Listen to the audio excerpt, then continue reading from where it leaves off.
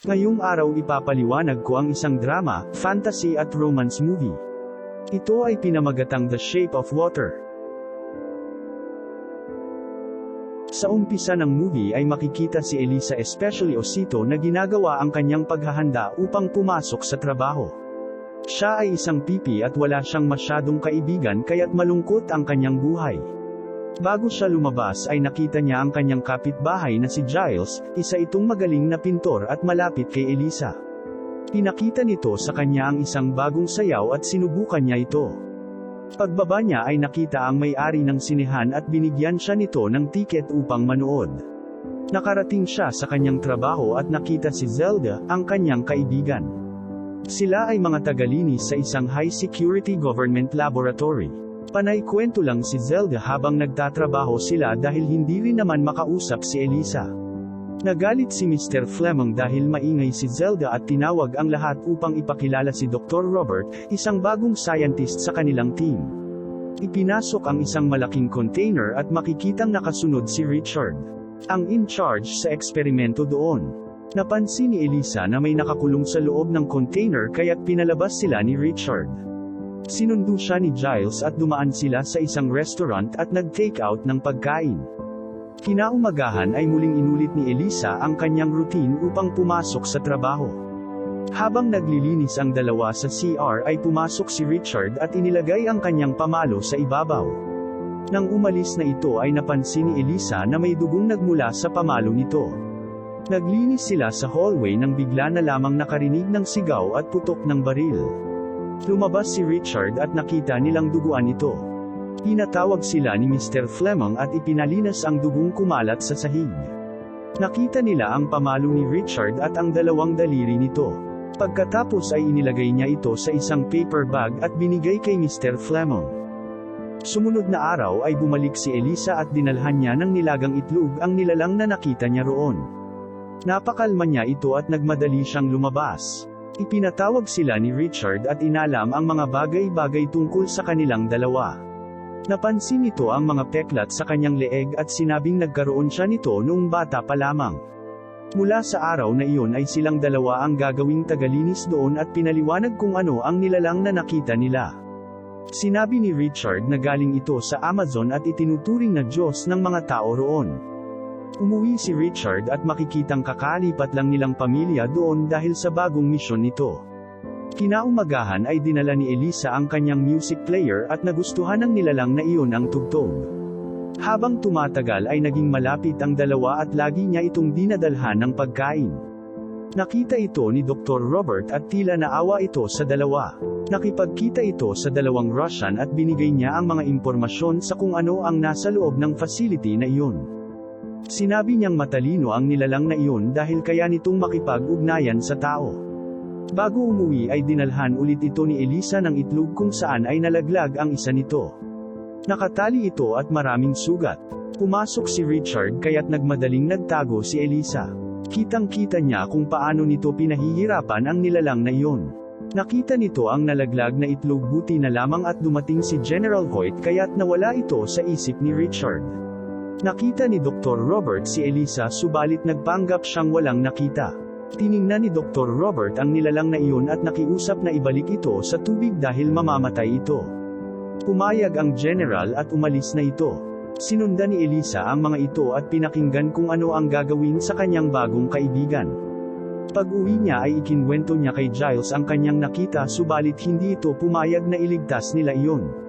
Kalaunan ay nagbago ang isip ni Giles at sinabing tutulungan niyang gawin ang gusto ni Elisa.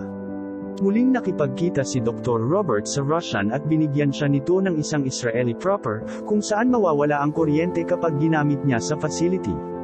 Isa ring pang-inject na papatay sa nilalang na iyon ang binigay upang tapusin ang kanyang misyon. Sa kabilang dako ay bumili naman si Richard ng isang bagong sasakyan at ginamit ito papasok sa trabaho. Habang naglilinis ay tiningnan ni Elisa kung saan siya pwedeng dumaan upang maitakas ang nilalang na iyon. Pag-uwi niya ay pinaliwanag niya kay Giles ang kanilang plano. Samantala ay pinagmamasdan ni Richard si Elisa sa isang CCTV at sinadyang itapon ang tubig upang ipatawag siya. Kinausap niya si Elisa at tila pinaghihinalaan itong may ginagawang hindi maganda kaya't natakot siya. Inihanda naman ni Dr. Robert ang kanyang gagamitin upang matapos ang kanyang misyon. Pinuntahan niya si Richard at dito ay napansin niyang may gumalaw sa CCTV sa labas. Ito ay si Elisa at planong ilabas ang kanyang kaibigan sa gabing iyon. Samantala ay hindi pa umuwi si Zelda dahil hindi niya makita si Elisa. Habang itinatakas niya ito ay dumating si Dr. Robert at tinulungan siya. Binigay nito ang mga kailangan at nilagay ang Israeli proper sa may switch. Dumating naman si Giles na nagpanggap na kukuha ng mga laundry. Nang mailabas niya ito ay nakitang naghihintay doon si Zelda. Napansin ni Richard ang sasakyan at tinawagan ang security dahil wala sa schedule ang pagkuha ng labahin. Napansin ng guard na peke ang ID kaya't pinalabas niya si Giles. Nakita ito ni Dr. Robert at pinatay nito ang guard. Isinakay nila ang amphibian subalit nabangga ni Giles ang bagong sasakyan ni Richard. Dumating si Richard at pinaputukan ang sinasakyan nila hanggang sa makalabas na. Bumalik ito sa facility at nakitang nawawala na ang kanyang binabantayan. Samantala gamit ang mga binigay ni Dr. Robert ay inilagay nila ito sa bathtub. Inimbestigahan ni Richard ang pangyayari at hinigpitan ang pagpasok at labas ng mga tao sa facility. Ipinatawag ang dalawa ni Richard ngunit naka-out na ang kanilang time card bago pa ang insidente. Dahil walang magawa ay iginuhit na lamang ito ni Giles habang nagbabantay. Nakatulog si Giles at lumabas ang nilalang na iyon at nakita ang pusa. Nagising si Giles at nakitang kinain nito ang pusa. Muling nakipagkita si Dr. Robert sa dalawa at binigay ang kailangan ng amphibian. Nagmadaling umuwi si Elisa dahil nakatakas ang amphibian at nasugatan si Giles. Nakita niya ito sa sinehan, mabuti na lamang at walang nakakita nito. Nang makabalik ay makikitang humingi ito ng tawad kay Giles. Kinausap ni Richard si Dr. Robert at tinitingnan kung may makukuha siyang impormasyon. Samantala ay naligo si Elisa habang naruroon ang amphibian at ikinwento niya kay Zelda na may nangyari sa kanila. Binisita ng dalawang Russian si Dr. Robert upang alamin kung nagawa niya ang misyon. Sinabi niyang natapos na kaya't umalis din agad ang mga ito. Binuksan ni Elisa ang tubig habang nasa banyo sila at umabot ito sa sinehan. Kumatok ang may-ari ng sinehan kaya't sinabi ni Giles na aayusin niya ito. Nang buksan niya ang banyo ay tumambad sa kanya ang dalawa. Pagkatapos ay ipinakita sa kanya ni Giles ang kanyang sugat at himalang humilom na ito. Tinawagan si Dr. Robert ng Russian at sinabing pumunta ito sa kanilang tagpuan. Pinuntahan ni General Hoyt si Richard at pinakita ang pagkadismaya sa mga nangyayari.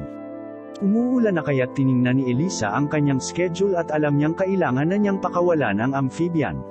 Nakita ni Zelda na umiiyak si Elisa kaya't sinamahan niya ito pauwi. Nakita nitong masama ang lagay ng amphibian kaya't tinawagan niya si Dr. Robert. Sa kasamaang palad ay nakaalis na ito. Sinundan ni Richard si Dr. Robert at nakitang sinundo ito ng Russian. Binaril ito ng Russian buti na lamang at dumating si Richard at napatay nito ang dalawa. Pinahirapan ito ni Richard hanggang sabihin nitong sila ang kumuha ng amphibian. Pinuntahan nito si Zelda at natakot ang asawa nito at sinabing maaaring na kay Elisa ito. Tinawagan niya si Elisa at binalaan sa pagdating ni Richard. Pagdating ni Richard ay wala ng tao sa bahay nito, subalit nakita niya ang schedule ni Elisa kaya't nalaman niya kung nasaan ito. Nakarating sila sa may kanal at nagpasalamat sa kanila ang amphibian. Biglang dumating si Richard at binaril nito ang amphibian at si Elisa.